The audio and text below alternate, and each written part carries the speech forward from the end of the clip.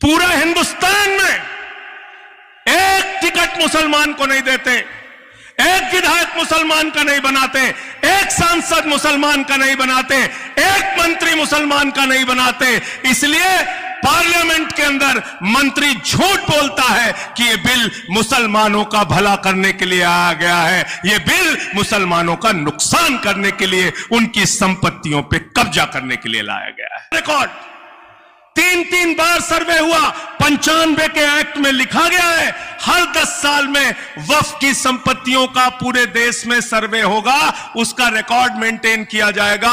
तो जब रिकॉर्ड पहले से ही वक्फ बोर्ड के पास है तो प्रधानमंत्री जी मुझे बताइए दोबारा रिकॉर्ड की क्या जरूरत है? इस संशोधन की कोई जरूरत नहीं है, यह झगड़ा लड़ाने का काम है।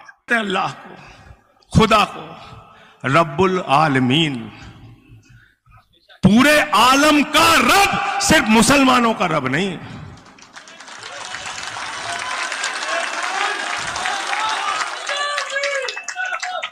और क्या कहते हैं हजरत मोहम्मद साहब सल्लल्लाहु अलैहि वसल्लम को? क्या कहते हैं अल्लाह के नबी को? कहते हैं रहमतुल आलमीन, पूरे आलम पर रहमत करने वाला, सिर्फ मुसलमानों पर रहमत करने वाला नहीं। और हम जिस धर्म को मानते हैं, हिंदू धर्म, जब हम अपनी पूजा खत्म करते हैं तो हम प्रार्थना करते हैं प्रभु से, धर्म की जय हो, अधर्म का नाश हो, प्राणियों में सद्भावना हो, विश्व का कल्याण हो। हमारी कामना विश्व के कल्याण की है, नफरत तो कहीं आता ही नहीं। जो अपने फायदे की चीज है वो पढ़ती है सरकार। सच्चर कमेटी की रिपोर्ट में लिखा गया कि देश भर में वक्फ बोर्ड की जमीनें, जो मुसलमानों के मस्जिदों की जमीन थी, दरगाहों की जमीन थी, कब्रिस्तानों की जमीन थी, ये किसी और ने नहीं, सच्चर कमेटी की रिपोर्ट में लिखा है। उसको पढ़ना कि दिल्ली के अंदर 316 ऐसी संपत्ति है जिस पे खुद सरकार ने कब्जा कर रखा है। राजस्थान में 60 संपत्ति ऐसी है जिस पे सरकार ने कब्जा कर रखा है। कर्नाटक में 42 संपत्ति ऐसी है जिस पे सरकार ने कब्जा कर रखा है। मध्य प्रदेश में 53 संपत्ति ऐसी है जिस पे सरकार ने कब्जा कर रखा है। उत्तर प्रदेश में 60 संपत्ति है, उड़ीसा में 53 संपत्ति है। यह सच्चर कमेटी की रिपोर्ट में लिखा है। और अगर संजय सिंह झूठ बोल रहे हैं तो मेरा कॉलर पकड़ लेना, मैं बिल्कुल सच्चाई की बात कह रहा हूं कि यह अमन बिक रहा है, चमन बिक रहा है, गरीबों के तन का कफन बिक रहा है, बाजारों में बहनों का तन बिक रहा है। यारो बुरा न मानो तो कह दूं, इन बेईमानों के हाथों वतन बिक रहा है, इन बेईमानों के हाथों वतन बिक रहा है। इस देश के मुसलमानों की जमीनें कब्जा करके नरेंद्र मोदी जी अपने दोस्त अडानी को देना चाहते हैं, अडानी को नाम पूरा देश नीलाम करना चाहते हैं। चाहे गुरुद्वारे की जमीन हो, मंदिर की जमीन हो, जैसे इन्होंने एयरपोर्ट दे दिया, पोर्ट दे दिया, रेल दे दिया, सेल दे दिया, कोयला दे दिया, गैस दे दिया, बिजली दे दिया, पानी दे दिया, ऐसे ही मस्जिदों की, मंदिरों की, गुरुद्वारों की जमीनें भी उठा के अपने दोस्त अडानी को मोदी जी देना चाहते हैं। इसलिए सबको साथ लाना होगा और अपने धर्म को बचाना होगा, क्योंकि भारत का संविधान धारा 25, 26 साफ तौर पे कहती है हमें अपने धर्म के हिसाब से पूजा करने की, उपासना करने की, इबादत करने की, प्रार्थना करने की पूरी छूट है। हमें अपने धर्म के हिसाब से अपने संपत्तियों की रक्षा करने की पूरी छूट है। वह बिल से नरेंद्र मोदी का क्या लेना देना है? वह बिल से अमित शाह का क्या लेना देना है? वह बिल से भारतीय जनता पार्टी का क्या लेना देना है? और इससे बड़ा मजाक कोई नहीं हो सकता कि देश की पार्लियामेंट में मिनिस्टर कहता है मुसलमानों का भला करने के लिए बिल लेके आ रहा हूं। अरे मुसलमानों को उनकी हालत पे छोड़ दो मोदी जी, भला करना तो दूर, जैसे हैं वैसे ही रहने दो, वो सुकून से रहेंगे। कह रहे भला करने के लिए लाए, 3 तलाक का कानून लाए, कहते भला करना है मुसलमानों का। पूरा हिंदुस्तान में एक टिकट मुसलमान को नहीं देते, एक विधायक मुसलमान का नहीं बनाते, एक सांसद मुसलमान का नहीं बनाते, एक मंत्री मुसलमान का नहीं बनाते। इसलिए पार्लियामेंट के अंदर मंत्री झूठ बोलता है कि ये बिल मुसलमानों का भला करने के लिए आ गया है, ये बिल मुसलमानों का नुकसान करने के लिए, उनकी संपत्तियों पे कब्जा करने के लिए लाया गया। वक्फ यूजर का मतलब है कि मुसलमानों ने जहां नमाज पढ़ ली वो जमीन उनकी। सब्सक्राइब करें। अगर आप फेसबुक पर देख रहे हैं तो फॉलो करना मत भूलिए, कमेंट करें और शेयर करें ताकि आने वाली खबरों से आप बाखबर रहें। इसीलिए मैंने भाजपाइयों का नाम बदल के भारतीय जनता पार्टी से भारतीय झूठा पार्टी रख दिया। झूठ बोलने की मास्टरी है इनको। इतने कॉन्फिडेंस से आप सच नहीं बोल सकते जितने कॉन्फिडेंस से नरेंद्र मोदी जी झूठ बोल सकते हैं। गए एक सभा में, कहने लगे नाली के गैस से चाय बना लो। फिर दूसरी सभा में गए, कहने लगे सिकंदर जब बिहार में आया था तो बिहारियों ने मार के भगाया था, अब सिकंदर कभी बिहार गया ही नहीं बेचारा। फिर तीसरी सभा में गए, कहने लगे बाबा गोरखनाथ जी, संत कबीर जी, बाबा गुरु नानक देव जी एक साथ बैठ के मीटिंग करते थे। पता चला उनके जीवन काल में ही सैकड़ों साल का अंतर था। जब एक थे तो दूसरे नहीं थे दुनिया में। ये बिल को पढ़ा है आपने? इसमें लिखा है कि अब वही मुसलमान वक्फ कर सकता है, यानी वही मुसलमान अल्लाह के नाम पे दान कर सकता है, यानी वही मुसलमान मस्जिद के लिए, कब्रिस्तान के लिए, दरगाह के लिए, मदरसे के लिए, अस्पताल के लिए, यतीम खाने के लिए दान कर सकता है जो 5 साल का प्रैक्टिसिंग मुस्लिम हो। पढ़ा है कानून आपने? कानून पढ़ा है? इसमें लिखा हुआ है 5 साल का प्रैक्टिसिंग मुस्लिम। कैसे तय करोगे प्रधानमंत्री जी? क्या मुसलमानों के घर में सीसीटीवी कैमरा लगाओगे? 5 वक्त की नमाज पढ़ता है कि नहीं पढ़ता? क्या आप तय करोगे कि वो जुमे की नमाज पढ़ता है तो मुसलमान माना जाएगा, 5 वक्त की नमाज पढ़ता है तो मुसलमान माना जाएगा, या मुसलमान के घर में पैदा हो गया तो मुसलमान माना जाएगा? आप कौन होते हैं? किसने आपको हक दिया यह तय करने का कि आप तय करेंगे कौन मुसलमान है? एक भाजपा वाला मेरे साथ फंस गया, टीवी चैनल में बहस कर रहा था मुझसे, कहने लगा शाही इमाम ने इनके लिए फतवा दिया है, शाही इमाम ने इनके लिए फतवा दिया है। मैंने कहा ये भाजपा का बुद्धू है, इसको कुछ नहीं पता, इमाम फतवा देता ही नहीं, मुफ्ती फतवा देता है। गलत तो नहीं कह रहा इमाम साहब? सुल्तानपुर का रहने वाला हूं मैं। रिकॉर्ड 3 बार सर्वे हुआ। 95 के एक्ट में लिखा गया है हर 10 साल में वक्फ की संपत्तियों का पूरे देश में सर्वे होगा, उसका रिकॉर्ड मेंटेन किया जाएगा। तो जब रिकॉर्ड पहले से ही वक्फ बोर्ड के पास है तो प्रधानमंत्री जी मुझे बताइए दोबारा रिकॉर्ड की क्या जरूरत है? इस संशोधन की कोई जरूरत नहीं है, यह झगड़ा लड़ाने का काम है। आज बहुत अच्छी बात कही मुस्लिम पसला बोर्ड के अध्यक्ष ने, ये लड़ाई हमें लड़नी तो है लेकिन ये लड़ाई कानून के दायरे में रह के लड़नी है और सबको एक साथ लेकर लड़नी है। इसलिए मैं एक विनती आप सबसे करूंगा, आज के बाद जितनी भी सभाएं हों उसमें आपकी तरफ से एक ही अपील होनी चाहिए, इस मुल्क के 144 करोड़ लोगों की जिम्मेदारी है बाबा साहब डॉक्टर भीमराव अंबेडकर के संविधान को बचाने की, भारत के कानून को बचाने की, भारत के आईन को बचाने की।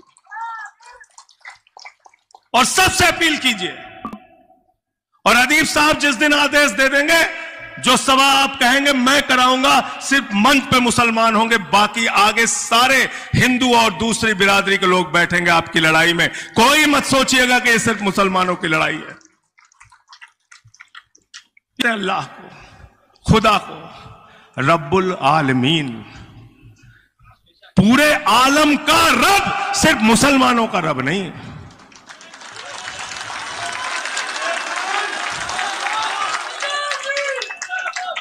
और क्या कहते हैं हजरत मोहम्मद साहब सल्लल्लाहु अलैहि वसल्लम को? क्या कहते हैं अल्लाह के नबी को? कहते हैं रहमतुल आलमीन, पूरे आलम पर रहमत करने वाला, सिर्फ मुसलमानों पर रहमत करने वाला नहीं। और हम जिस धर्म को मानते हैं, हिंदू धर्म, जब हम अपनी पूजा खत्म करते हैं तो हम प्रार्थना करते हैं प्रभु से, धर्म की जय हो, अधर्म का नाश हो, प्राणियों में सद्भावना हो, विश्व का कल्याण हो। हमारी कामना विश्व के कल्याण की है। नफरत तो खबर जंग की हो या खेल के मैदान की, खबर सियासत की हो या सियासत के ऐवान की, हम अब तक पूरी तरह से पहुंचाने की कोशिश करते हैं, और वो भी पूरी जिम्मेदारी के साथ। मणिपुर का हम आपको रुलाते ही नहीं बल्कि हंसाते भी हैं। महीने तक आप मैं देख समझता रहे हूं हैं सबसे अपना लंबी पसंदीदा अवधि न्यूज़ तक चैनल किसी JK सांसद को अगर न्यूज़ नेटवर्क। सस्पेंड हमारे रखा चैनल गया को तो सब्सक्राइब मुझे करना रखा गया। हरगिज मत भूलिए, बेल आइकन दबाएं और सब्सक्राइब करें। मुझे पकड़ के अगर आप फेसबुक पर देख रहे हैं तो फॉलो करना मत भूलिए, कमेंट करें और शेयर करें ताकि आने वाली खबरों से आप बाखबर रहें। मैंने नारा लगा दिया, मोदी अडानी भाई भाई, देश बेच के खाई मलाई। एक रिपोर्ट आई है, उस रिपोर्ट में लिखा है कि वक्फ की संपत्तियों का अगर सही से इस्तेमाल किया जाए तो 12,000 करोड़ की आमदनी हर साल वक्फ बोर्ड को हो सकती है। तो मैंने कहा कैसे हो सकती है? वक्फ में क्या है? मस्जिद है, कब्रिस्तान है। तो मस्जिद में इमाम साहब कहेंगे कि जोहर की नमाज का इतना टिकट लगेगा, ऐशा की नमाज का इतना लगेगा, मगरिब की नमाज, टिकट लगाएंगे इमाम साहब? नहीं लगा सकते। कब्रिस्तान में जो जिनको दफन किया गया उनसे क्या बोलेंगे? निकलो भाई, आप पैसा दो, हमें आमदनी करनी है, पैसा चाहिए। का ज्यादा मेहनत मत करिए नरेंद्र मोदी जी, नीरव मोदी को पकड़ के लाइए, 20,000 करोड़ उससे वसूलिए, 12,000 करोड़ वक्फ वालों को दीजिए, 8,000 करोड़ आप लेके जाइए। गलत तो नहीं कह रहा? तुम्हारा एक चोर काफी है वक्फ बोर्ड की संपत्तियों का घाटा पूरा करने के लिए। मैंने मान लिया 12,000 करोड़, चलो, वैसे तो मैं नहीं मानता। जो अपने फायदे की चीज है वो पढ़ती है सरकार। सच्चर कमेटी की रिपोर्ट में लिखा गया कि देश भर में वक्फ बोर्ड की जमीनें, जो मुसलमानों के मस्जिदों की जमीन थी, दरगाहों की जमीन थी, कब्रिस्तानों की जमीन थी, ये किसी और ने नहीं, सच्चर कमेटी की रिपोर्ट में लिखा है। उसको पढ़ना कि दिल्ली के अंदर 316 ऐसी संपत्ति है जिस पे खुद सरकार ने कब्जा कर रखा है। राजस्थान में 60 संपत्ति ऐसी है जिस पे सरकार ने कब्जा कर रखा है। कर्नाटक में 42 संपत्ति ऐसी है जिस पे सरकार ने कब्जा कर रखा है। मध्य प्रदेश में 53 संपत्ति ऐसी है जिस पे सरकार ने कब्जा कर रखा है। उत्तर प्रदेश में 60 संपत्ति है, उड़ीसा में 53 संपत्ति है। यह सच्चर कमेटी की रिपोर्ट में लिखा है। और अगर संजय सिंह झूठ बोल रहे हैं तो मेरा कॉलर पकड़ लेना, मैं बिल्कुल सच्चाई की बात कह रहा हूं। सच्चर कमेटी में लिखा हुआ है कि ये जमीनें वक्फ की जमीनें थी, इसको सरकार ने कब्जा कर रखा है। मैं कहना चाहता हूं मोदी जी, अगर आप मुसलमानों का भला करना चाहते हैं तो ये सरकारी कब्जा वक्फ की जमीनों से हटवा दो। तो इन तीनों लोगों को मनाना पड़ेगा। और मैं अनुरोध करता हूं चंद्रबाबू नायडू जी से, इस सभा के माध्यम से हाथ जोड़कर विनती करता हूं उनसे, मैं प्रार्थना करता हूं, आज वक्त है, समय है सच्चाई के रास्ते पर आगे बढ़ने का। आज वक्त है, आज देश के अंदर धर्मनिरपेक्षता के झंडे को मजबूती से पकड़ने का। नायडू साहब आइए और इस बिल का विरोध कीजिए। नीतीश कुमार जी से भी यही अपील है और चिराग पासवान से भी यही अपील है। और बात मुसलमानों के वफादारी, उनकी देशभक्ति पे उठाई जाती है। अदीब साहब ने कहा, जब भी ये बोलते हैं मुझे तकलीफ होती है। किसको छोड़ा इन्होंने? हम लोगों को अर्बन नक्सल कहते नहीं कहते? हमारे सिख भाइयों को खालिस्तानी कहते हैं, आतंकवादी कहते हैं, पाकिस्तानी कहते हैं। किसको छोड़ा इन्होंने? हमको भाजपाइयों से कोई देशभक्ति का प्रमाण पत्र नहीं चाहिए। हम देशभक्त थे, देशभक्त हैं और देशभक्त के तौर पे ही मरेंगे। तुमसे कोई प्रमाण पत्र चाहिए नहीं हमें कि ये अमन बिक रहा है, चमन बिक रहा है, गरीबों के तन का कफन बिक रहा है, बाजारों में बहनों का तन बिक रहा है।